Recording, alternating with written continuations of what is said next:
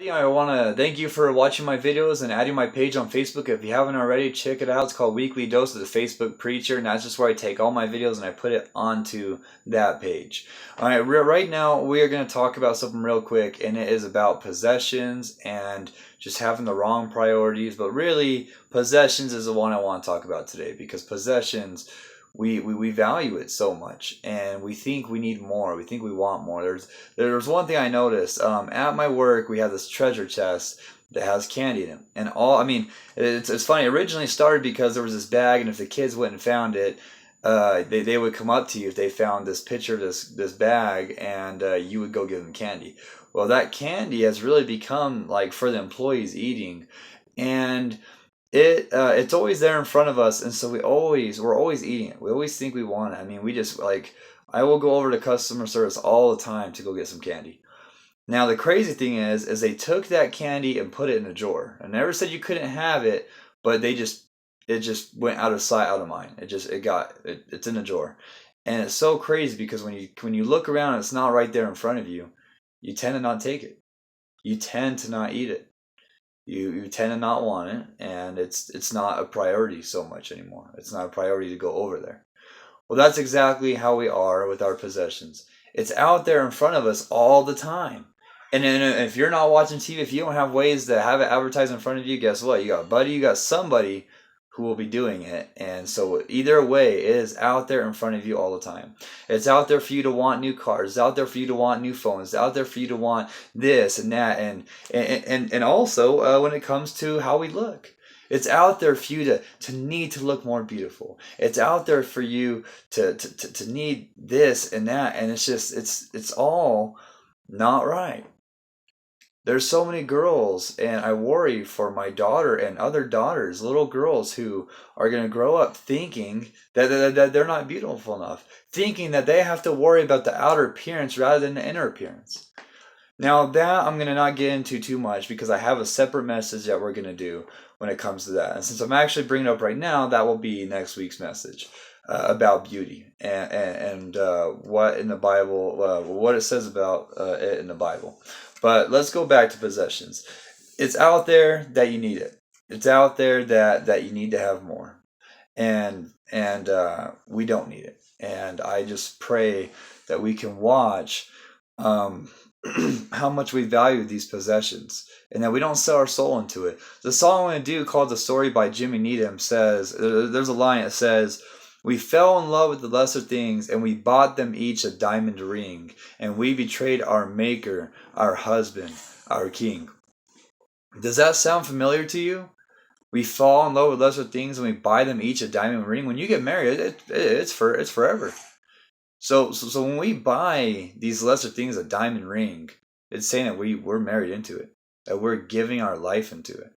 I'm gonna read some Bible verses. That this is Jesus talking, and this is from Matthew in the Bible. And here we go. It's called Teaching About Money and Possessions. Teaching about money and possessions. Don't store up treasures here on earth, where they can be eaten by moths and get rusty, and where thieves can break in and steal. Store your treasures in heaven. For hold on. Store your treasures in heaven, where they will never become moth-eaten or rusty, or where they will be safe from thieves. Wherever your treasure is, there your heart and thoughts will also be. Your eye is a lamp for your body. A pure eye lets sunshine into your soul, but an evil eye shuts out the light and plunges you into darkness. If the light you think you have is really darkness, how deep that darkness will be. No one can serve two masters, for you will hate one and love the other, or be devoted to one and despise the other. You cannot serve both God and money. So I tell you, don't worry about everyday life. Whether you have enough food, drink, and clothes, doesn't life consist of more than food and clothing? Look at the birds. They don't need to plant or harvest or put food in barns because your heavenly Father feeds them. And you are far more valuable to them than they are. Can all your worries add a single moment to your life? Of course not. One thing I love about the Bible is how true it is. And the biggest thing is let's say you're not a believer. If you don't believe in the Bible, then let's just say it's a good book. And it's a good book that could change you. If there's something out there that can make you a better man or woman, make you a better mother or father, make you a better person, why not want it? I mean, everything else is out there for you to look better.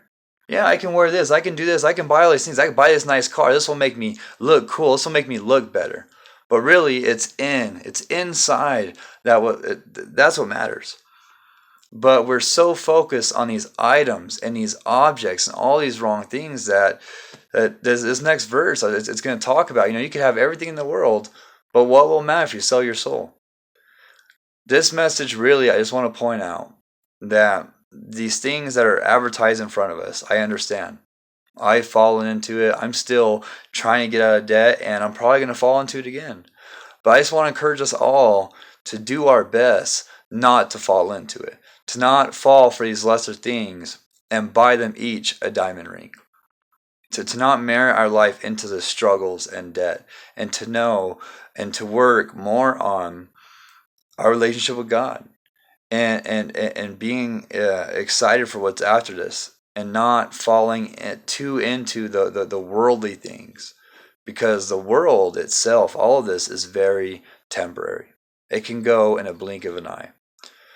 But your spirit, your relationship with Christ, all of that is for eternity.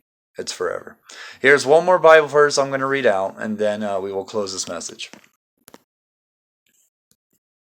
Okay, hold on. All right.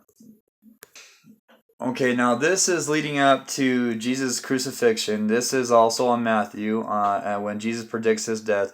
There's a part here where he talks about possessions. Then Jesus said to the disciples, "If any of you wants to be my follower, you must put aside your selfish ambition, shoulder your cross, and follow me. If you try to keep your life for yourself, you will lose it. But if you give up your life for me, you will find true life." Guys, and that true life is not these items. He's our true life. The bigger and more important things are the true life. Again, you will find true life. And how do you benefit if you gain the whole world but lose your own soul in the process? Is anything worth more than your soul? I don't think so. And I know Jesus doesn't think so. I know he calls us to not give our soul away. I know he calls us to give our life to him. All right, guys, I just want to thank you for watching my videos, and encourage you to watch the next video out, because the next video out is going to be talking about beauty. All right, and the outer appearance. Lord, I just want to thank you for the opportunity to reach people, and Lord, I hope that I can reach more, Lord, and I just ask for your guidance every day on what to say, what to do, and just how to know you better. And Lord, I pray for all of us who just keep falling into this trap, because it's advertised right in front of us. We keep falling in this trap to think that we need more and that we want more. But Lord, I pray that we can to stir away from that. That we can not fall in love with lesser things and not buy them each a diamond ring, but